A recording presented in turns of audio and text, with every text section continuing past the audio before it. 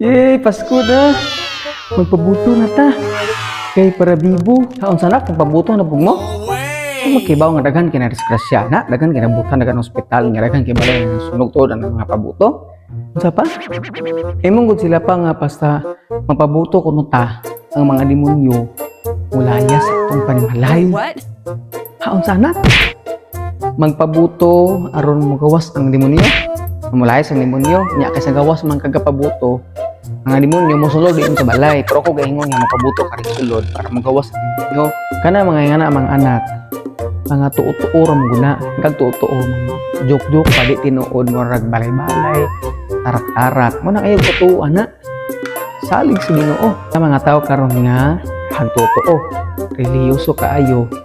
Pero siya magawa silang bakba, pamalikas ra gihapon.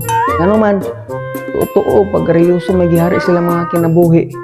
Pero wa nila pari si Kristo silang kinabuhi. Ibaguan sa muhari si Kristo sa atong kinabuhi.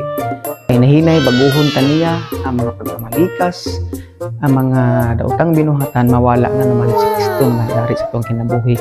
Kaya Pasko anak, dili mo guna sa mga totoo, dili po na sa pabuto kun dili ang pagkatao sa atong maluwas kamo si Kristo.